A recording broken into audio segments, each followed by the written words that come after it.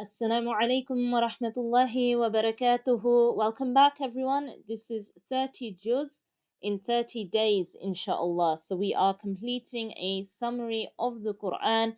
This program has been brought to you by UK Islamic Mission, who is a very well known charity organization, and we have classes running across our centers across the country for Ramadan. But this in particular is our English online session, and we are on day 6, which means we are on Juz 6. Yesterday we covered a fair chunk of Surah Nisa. Nearer to the end of the session, there are a lot of rulings and injunctions that we haven't gotten into too much depth, and we're now moving on to verse 148. And the reason behind that little bit of a jump is because a lot of those verses were, like I said, to do with commandments, and we are focusing in on the verses that are related to our theme, which I will mention in a minute, inshallah. So the plan is, as we have been doing every day, is to do the introduction, recite some Quran, and then begin to deep dive and reflect on what we can learn. So in terms of our theme, we are focusing in on relationships.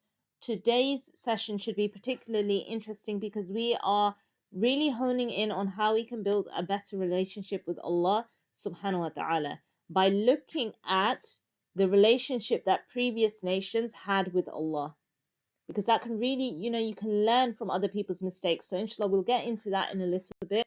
But to begin with, we'll start with recitation of Quran. The translation is on the screen if you want to read along. أعوذ بالله من الشيطان الرجيم بسم الله الرحمن الرحيم واذكروا نعمة الله عليكم وميثاقه الذي واثقكم به إذ قلتم سمعنا وأطعنا واتقوا الله إن الله عليم بذات الصدور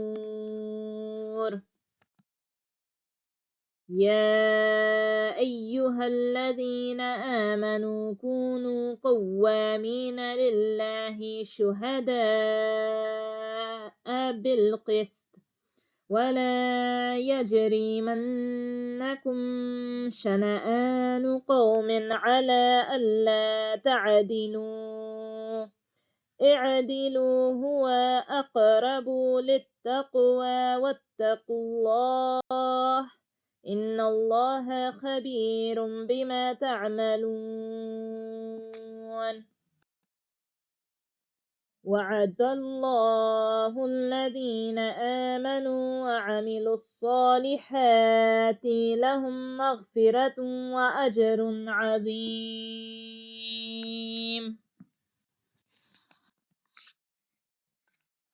رب اشرح لي صدري ويسر لي أمري واحلل عقدة من لساني يفقه قولي. Let's get started, inshallah. So we're still on Surah Nisa, and the verses we're going to begin to look at are to do with forgiveness. And again, we will see this relationship between understanding Allah's beautiful name and then understanding how we should treat other people. Allah does not like bad words to be made public unless someone has been wronged. He is all hearing and all knowing.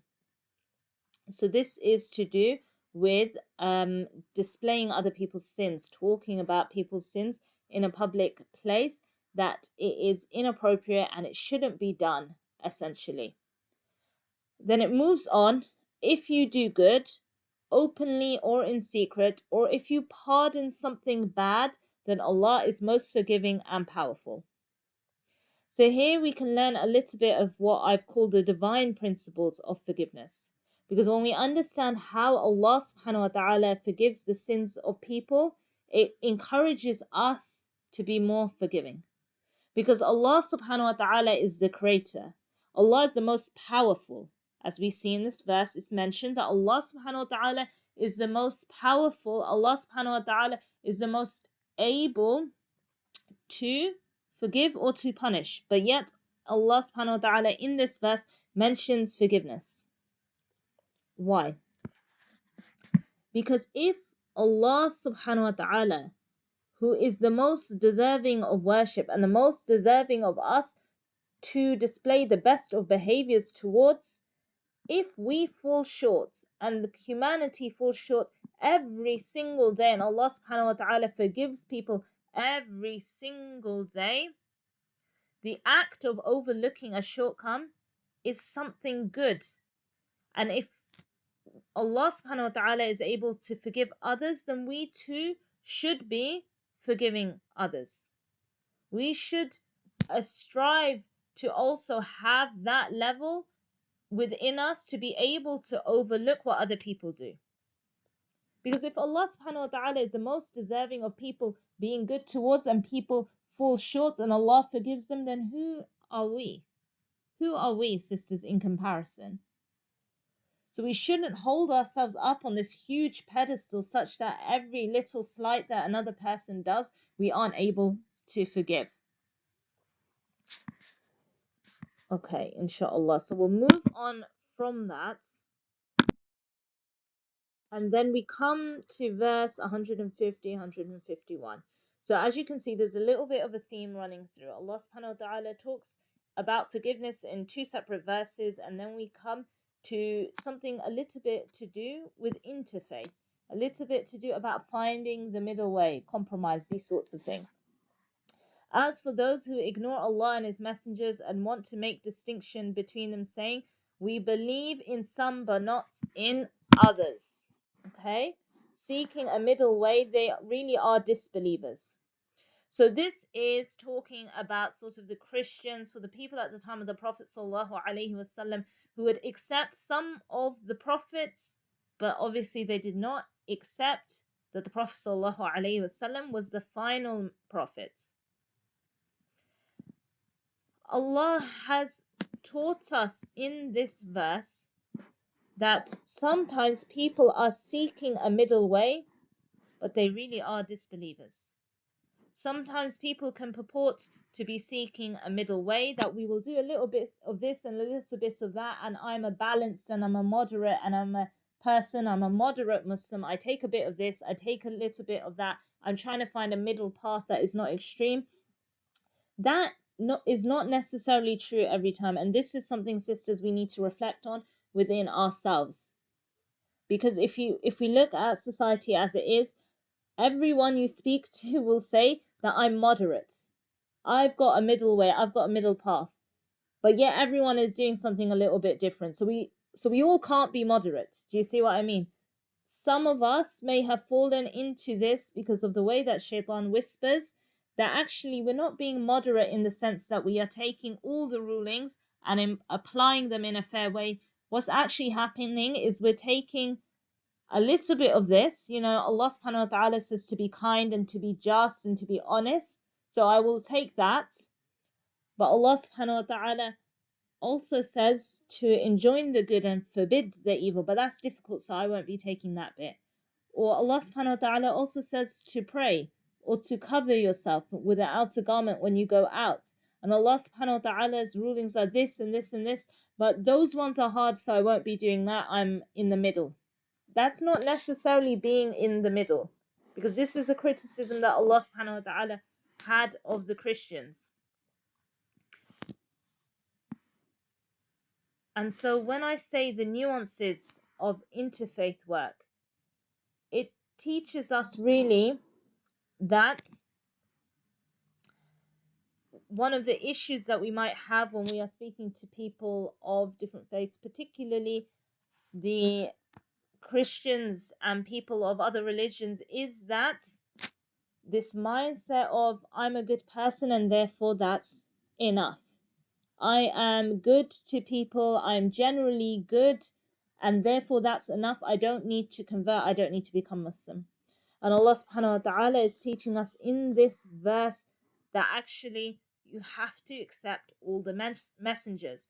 Goodness is that which is defined by Allah subhanahu wa ta'ala and that which is outlined by the Prophet sallallahu alaihi wasallam. And this is something that on a basic level we all understand, right, sisters? We all know that we have to believe that the Prophet ﷺ is the messenger of Allah. What I'm asking us to do is just to take it one step further. Really look at the verse and what it is saying. Really look at what the criticism is of the Christians at that time. That they took a little bit and they left another bit. They took one bit, they left the other bit. But really, they didn't come into Islam, so they were disbelievers. We have to make sure that we don't adopt this quality when we are practicing the religion and as we go forward and look at the other verses. Then Allah subhanahu wa ta'ala speaks about wealth again. So we see a criticism of the Christians, and now we're going to see a criticism specifically aimed at the Jews. And again, why are we looking at this? Because what do we learn in Surah Fatiha? What is amongst the final verses of Surah Fatiha? The criticism of the Jews and the Christians, and us praying that we don't fall into those categories. Because if we fall into those categories, it will affect our relationship with Allah subhanahu wa ta'ala. We won't be amongst those who are guided. So we have to learn what they did to know what we shouldn't be doing. And so it talks about the Jews. We forbade them certain good things that had been permitted to them before. Why? Why did they have this punishment? Because they used to take interest when they had been forbidden to do so, and they used to wrongfully devour other people's property. Money is not a thing that is on one side, and we've said this multiple times over the last few days. Money is a very, very important part of our religious practice, and it makes sense, sisters, because you are born, you go to school, you get qualifications, you spend how many years of your life and how much time at work doing what? Acquiring money. So we can't say that the sphere of religion is outside the sphere of money. No, there is a very important overlap. Why specifically interest? We spoke about this the other day. The utilization of someone else's need to make a profit. This is something, again, I want everyone to reflect on amongst your own family or friends. How many relationships have been ruined because some money was lent there and there wasn't clear terms of when the money would be paid back, interest was put on it. How many relationships are ruined because someone is kind of eyeing up another person's property? How many relationships are ruined because when someone passes away, people are too busy scrambling over who's going to get their house than to actually divide the property as it should be divided? How many times is it that money is not divided the way that Allah subhanahu wa ta'ala has ordained for it to be divided because the loudest voice in the room wins?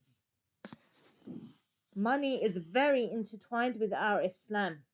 And so we need to be very careful about what is coming in, where is it coming from, is the source halal, and am I spending it in a halal way, and is it being divided appropriately? Am I giving all my money to one person, whereas actually there are other people who have a right over it? This was a massive criticism of the Jews here.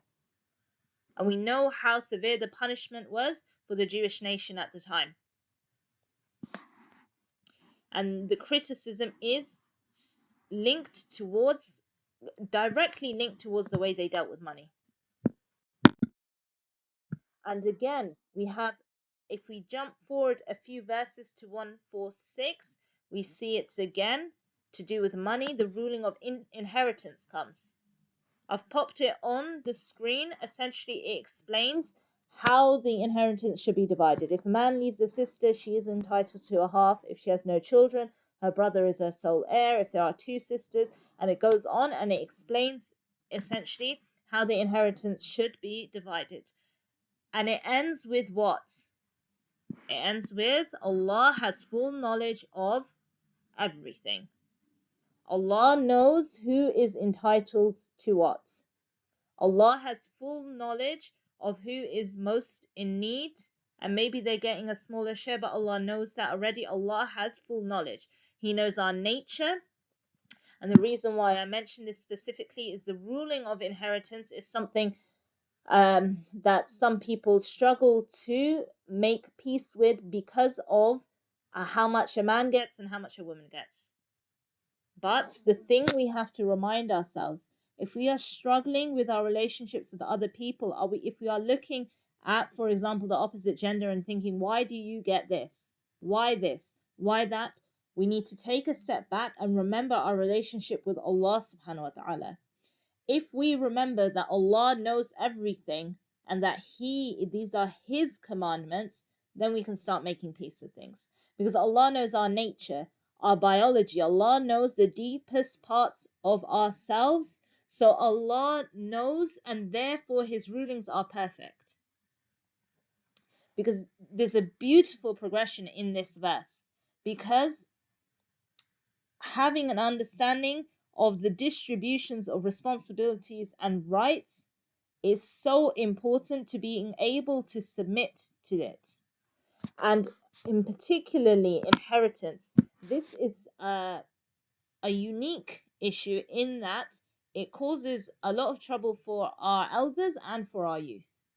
For our youth, I know that many of us struggle with looking at these verses because we think, why? Am I lesser? Is that why as a girl I'm getting less? We conjure up all these things in our mind because Shaitan puts it in our mind, and we forget that this is one ruling as a part of a greater system that Allah subhanahu wa ta'ala has blessed us with.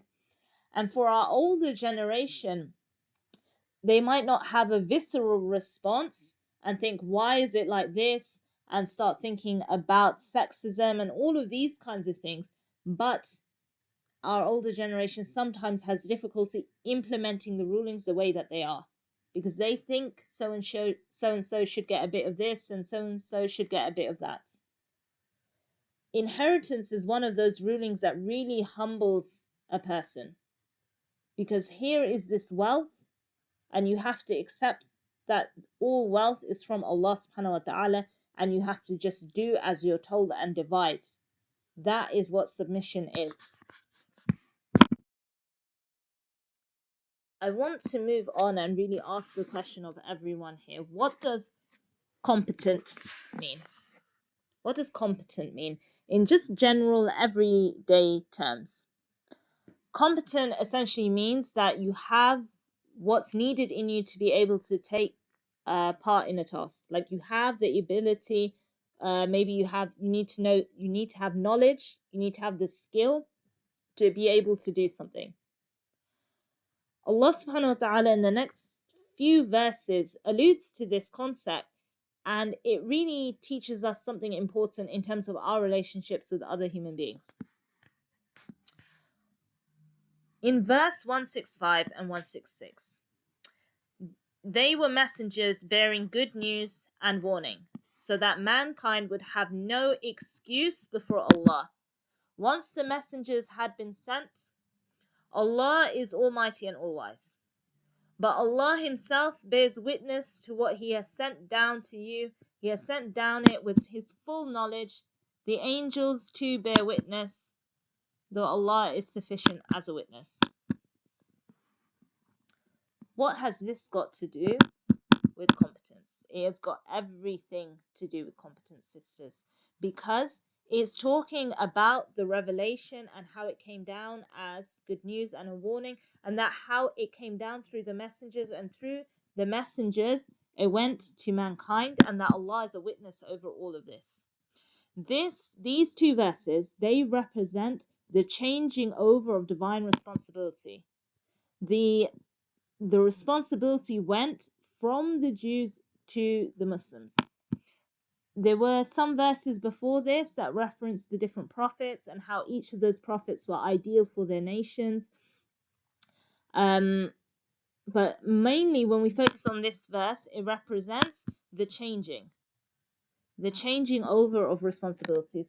Sisters, when a responsibility changes from one person to another, it is based on competency, skill, ability, knowledge. Allah subhanahu wa ta'ala had granted us this book and the messenger so that we had the skill, the ability, the knowledge to take up this role. how do we apply this principle into our day-to-day life? Whenever we have something, some sort of task that we need to give to someone, we have to make sure that they are able to do that task. And that sounds like common sense, but I want you to think amongst your own family. Amongst your own family, how often is it that the youngest child, you just don't give them any tasks to do because, oh, they're the youngest, and you give all the tasks to the oldest? Or how often is it that you have a property, but you will give that to the youngest, or maybe you'll give it to the oldest? You base your decisions simply on age. Age is not the same as competency. And when we look at our children, we need to look at what skill set that they actually have and what they are actually able to do. I know it's an interesting link, but I think it is worthwhile thinking about, because Allah subhanahu wa ta'ala revealed this verse to change over the responsibility. And you see, it was done sort of after, after the messenger had come, after a series of events had come, a clear verse is sent saying that the responsibility has changed. And really, we should be thinking along those lines ourselves, that we should be thinking when we give a task to another person, we have to make sure that they're actually able to do what we're asking them to do. And that sort of moves us on nicely into Surah Al-Maida. And we have a very important question here, and the question is why? And this is the question most people ask when they start coming closer to religion, and sometimes when our iman is low, we can also begin asking this question, that why? Why are there so many problems in the world? Why is there so many problems in my own life? Why is there so much suffering? This kind of question is answered very early on in Surah Maida. And it's answered with this: do not fear them, fear me. Today I have perfected your religion for you, completed my blessing upon you, and chosen as your religion Islam. It says completed my blessing, and that is where the answer lies. From this, if you look at it overall, let me get a little pointer out. If you look at it overall, what is this saying? It is saying that the religion is good. The religion is completed. The problem is not the religion. That's what we can derive from this. The problem is not the religion. The religion of Allah subhanahu wa ta'ala, as it was revealed to different as it was revealed in different periods to different people, was perfect, was complete. There was never an imperfect or a religion that was not quite right sent to humanity. No, every time it was perfect. And this time as well, as we have Islam, as we have the Sunnah, it is perfect. The religion is not the problem. So where is the problem? The problem is us and our ability to stay on track. When we as a community become weak, then external pressures have effects on us, and we see this all the time. Just, I don't know if anyone reads the newspaper anymore, but like, if you just turn on the TV, if you scroll through YouTube, if you look at anything and you see the issues, if you really, really hone in on it, the weakness is from us. It is our ability to look after each other, our ability to take care of the people in the world, is our ability to give in charity and to work together so that we have the infrastructures to look after people. And if you are looking, that is the sort of why is there suffering. But if you are looking at the why is my life so terrible, why am I having these issues, it's the weakness is with us. And the weakness specifically is a lack of unity. Because when you're not unified, everything can fall apart really easily. And so that is your answer for when we are feeling particularly low, is that Allah subhanahu wa ta'ala has given us something perfect. And we need to work together to be able to implement it, inshallah. And then, again, we have some interesting verses focusing on the Jews and the Christians. The first verse is to do with the Jews. So they broke their pledge, and we distanced them from us and hardened their hearts, and they distorted the meaning of revealed words. Okay, so this is the main criticism of the Jews, that they broke their pledges with Allah subhanahu wa ta'ala, and they changed the meaning of the verses. And then Allah subhanahu wa ta'ala describes about the Christians as well, that they also were given a pledge, but they forgot some of what they were told to remember. So here are the two main issues. On the one side, you have people who are changing the meaning deliberately. And then you have, on the other side, people who are so lackadaisical that they are forgetting what they were told to remember. I'm going to jump forward a little bit so that we can understand how this is what their connection was with Allah subhanahu wa ta'ala, and so we can understand how we should actually be connected to Allah. So if you go forward to verse 51, you who believe, do not take the Jews and Christians as allies. They are only allies to each other. Anyone who takes them as allies becomes one of them. Allah does not guide such wrongdoers. So we can see what their relationship is like with Allah. It is a broken relationship because they did not take the scripture seriously. And so if we want to connect with Allah, if we want to have that strong feeling in our hearts and have that sweetness of Iman that we keep hearing about in lectures and people keep describing, and we want to be on that level, then the key is the connection to the book, to the Quran. And so if this is their connection, these people, this is what their connection with Allah subhanahu wa ta'ala looks like, then what should our connection be like with them? Don't take them as allies. Now, what does this verse mean? At the time when these verses were revealed, the Christians and Jews were very powerful nations, very wealthy. And so a lot of the Muslims at that time, or some of the Muslims at that time, were a little bit worried that if we upset the Jews and the Christians and there's a battle, things won't go well for us. So they lived in this state of dual loyalty. They were a bit loyal to the Christians and the Jews because they were a bit worried. But what actually matters is following the truth. Because essentially, it doesn't matter if you have loyalty to the Jews and the Christians. If you are amongst the unbelievers, you will be treated as though you are amongst the disbelievers. And so we need to reevaluate where we are at today. So that was the issue back in the day.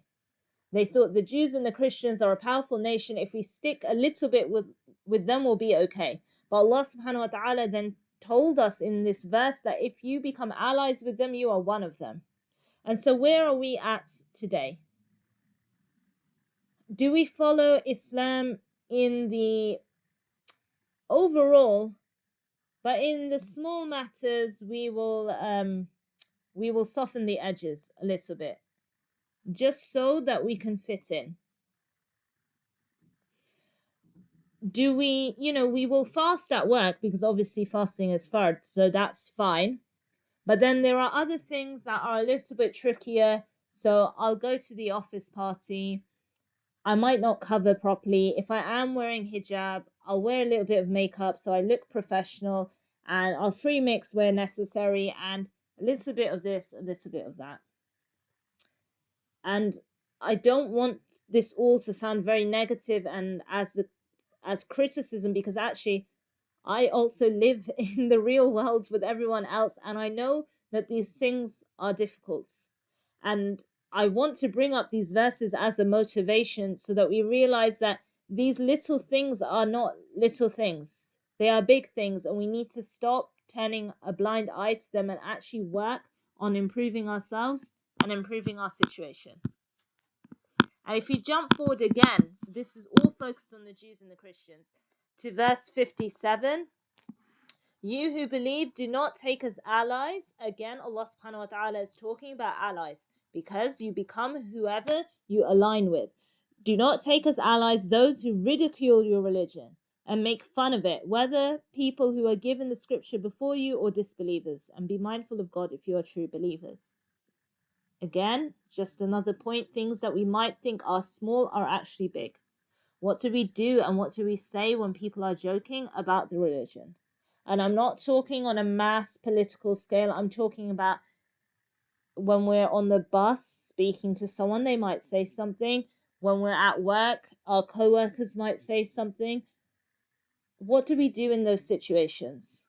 Especially now, as there is a lot of prosperity as well within the Muslim community, and many of us are sort of moving up the ranks, if you will, from working class to middle class to upper class.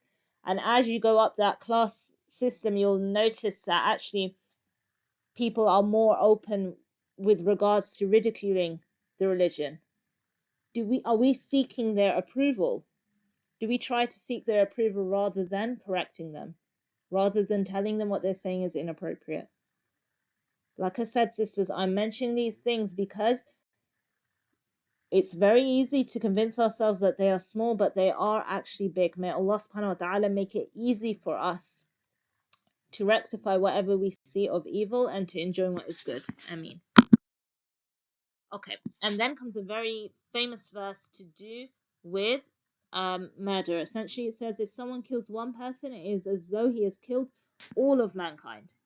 And the reason why I put this in is because it's something often quoted, but I think we'll deep dive a little bit into it because it teaches us a very important principle about life, about every human life. The reason why it says one life is like all of humanity, there are a few things to touch upon. Because when you save one person, it's like you save everyone. Because you are protecting a principle. And the principle is that every life should be preserved and protected from harm, essentially, as a baseline rule. So when you kill one person, it's like you killed everyone. And when you protect one person, it's like you protected everyone because you are upholding that value. You are upholding that value, that principle. And again, you can apply this to the wider society and you can apply this to all sorts of values and principles. And it should encourage us to do good deeds even if they are small. I've put society and deeds and society down because when such a situation occurs that someone might kill one person, that means that there's something wrong in the society that's allowed that thing to happen. That means the principle, for whatever reason, has fallen apart. And that should be a alarm system triggered in our minds. So if you kill one person, it's like you killed all of mankind. And if you protect one person, it's like you protected all of mankind. In terms of society and deeds, that essentially it is talking about a wider principle. And it is talking about how society also should hold this principle about protecting human life. And so, again, we see this idea that our deeds, sisters, are not just our own. We can't say that it is my journey. Everything we do has an impact on society, and society has an impact on us, and it goes round in a circle. I'll give you a simple example. Say a sister is struggling with hijab. She's struggling to cover. It's a difficult road for her. She's finding it really hard to just put on an outer garment and to wear her headscarf and not to wear any makeup. A lot of the reason why she might be struggling is because of the emphasis society places on beauty. Okay? But every time a woman goes outside and she's not wearing hijab, she contributes to that peer pressure of other people, and then suddenly you have a cycle. So we have to remember that we don't exist in a vacuum. What we do affects other people. Every decision we make affects another person. When we don't get up to pray, it affects another person. When we are stingy, it affects another person. When we are kind, it affects other people positively. When we are harsh with our words, it affects another person negatively, which then affects how they interact with other people. Everything you do has an impact. And subhanallah, that means that we can do something small and have so much benefits in the society. And now we come back again. We have rulings to do with money. There is a verse that comes up. Indeed, those who disbelieve, if they should have all that is in the earth and the like, they would try to ransom themselves from the punishment on the day of resurrection. And it's an interesting reference to money, because in this world, with enough money, sisters, I think we all know you can pretty much do near enough anything. You can control politics, you can control public narratives via propaganda, and just on a practical level, you can do anything. You can park wherever you like because you can just pay the fine. You can live any which way that you like. And because of that, it's very easy to become delusional when it comes to money. When we start getting financially more well off, we suddenly start thinking we can do anything. And that is why this verse is so interesting, because it basically says that a person might think, if they had all the world, they had the earth and everything in it, they would like to ransom themselves with it from the punishment on the day of resurrection. There's two things being connected here. Having the wealth, a person might actually think, if I had enough wealth, I might be able to get myself out of this situation, but we can't. Because wealth then, even if we had it, wouldn't be able to do anything for us unless Allah subhanahu wa ta'ala willed it. And the same applies to the dunya as well. Wealth won't be able to do anything for us unless Allah subhanahu wa ta'ala wills it. And it seems like a simple enough concept, but it's a concept that we need to put in the hearts and the minds of our children as well. Because when we are full force ahead, just trying to get as much money as possible, that kind of grind culture, hustling, having more than one job, doing all of these things, subhanAllah, I know that some of us are in need. That's a little bit different. But for the vast majority of us, we're just trying to make as much wealth as we can as fast as possible. And that is what our children see. And it puts a love of money in their hearts. And then we emphasize that more by thinking, okay, we've got a young child, let me pop them in a part-time job. When I'm talking about situations where it's unnecessary, where actually you do have enough to get by, you just want more. And we encourage them to count up how much they have. And we spend so much time doing this because they should be financially literate, which is fair enough. But the question remains, when was the last time we spoke to them about barakah and what barakah means? And that the impact of wealth only has an impact if Allah subhanahu wa ta'ala wants it to have an impact. Allah subhanahu wa ta'ala says, if they had all of what is in the earth to try and ransom themselves, it wouldn't be accepted from them. Wealth only has as much value and as much reach as Allah subhanahu wa ta'ala ordains for it. And these are the concepts that we need to remember in our lives, and we need to teach our children, because when you have an unhealthy relationship with money, it affects every other relationship in your life. And so Allah subhanahu wa ta'ala continues on and describes that if we go back on our faith, Allah will soon replace you with people who He loves and who love Him. In life, there are times where we have to make sacrifices in order to stay upon the right path. And it is very easy to be practicing when everything is going fine. When there's no problems, everything is fine. But when there is a challenge, when someone asks us to do something that we can't do, when we are going to face some sort of, we want a house, but the only way to get that house is to take a loan out on interest.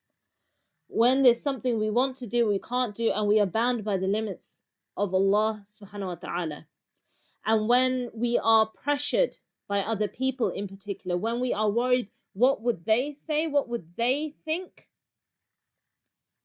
That is when the real test of our faith is. And so if at that point we fall back and we are not able to do what we need to do, then Allah subhanahu wa ta'ala will replace us with people He loves and people who love Him. And so if we want to have a beautiful relationship with Allah subhanahu wa ta'ala, if we want Allah subhanahu wa ta'ala to love us, then we have to not love, and we have to not be afraid of the people. As long as we are afraid of the people, we will struggle to do the right thing. We will struggle. So really, sisters, if we want to improve our relationship with Allah subhanahu wa ta'ala, have Him love us, we have to be able to get rid of this fear of other people and their judgments. So now I bring us to verse 77. Say, people of the book, do not overstep the bounds of truth in your religion, and do not follow the whims of those who went astray before you. They led many others astray and themselves continued to stray from the even path. So Allah subhanahu wa ta'ala is addressing the people of the book and saying, stay within the bounds of your religion. Don't follow the whims, the desires of the people who went astray before you. Now this is the interesting bit. Don't follow the whims of those who went astray before you. They led many other people astray. And we will see verses like this come up time and time again. We actually covered a similar one a few days ago about those who were followed, turn away from those who followed them. So this idea that there are people who are astray, they are not on the right path, and they still manage to bring other people with them. So they're going the wrong way, and they're bringing other people with them. They've led other people astray as well. So sometimes in life, we have to think, who is the loudest voice in the room right now? Who is the most opinionated right now? Who is the person leading the direction? Sometimes that's within a family. Sometimes that could be it could be your grandmother or your grandfather. It could be your mother and your father. It could be your best friend. It could be your boss at work. It could be a co-worker. It could be a neighbor. It could be your nephew, your niece. There's a situation and that person has a very strong opinion and everyone is gravitating towards it. Sisters, the loudest person in the room is not always right. I'm not saying they're always wrong, but I'm saying they're not always right. And that is an important principle to take away. Because Allah subhanahu wa ta'ala reminds us over and over again that there are people who were astray and they led other people astray too. We need to have objectivity and we need to be able to look at situation and say, okay, what is so-and-so's opinion? What is so-and-so's opinion? What is the correct way to move forward? Just because someone is loud, just because someone is eloquent with the way that they are saying something, just because someone is an elder, just because someone is younger than us and more acquainted with a thing, doesn't always mean that they are right. There are many people who are astray and led other people astray. And so it's important that we rely on Allah subhanahu wa ta'ala and make dua to Allah subhanahu wa ta'ala to keep us on the right track. And so inshallah, that concludes today's session. Again, just with our appeal, it's Ramadan, it is a month of giving. Give what you are able to give. This is an appeal for clean water. And water is a beautiful, beautiful thing to give to someone. There are so many opportunities at various price points. SubhanAllah, sisters, please do go on the UKIM website. It is, we're an established organization. We've been around since the 1960s. We have projects going on all across the UK and all across the world. So do have a look, inshallah. And with that, we conclude today's session. Please, again, whilst things are fresh in your mind, write down something that you are going to try and implement, inshallah. We are back again at the same time tomorrow, inshallah.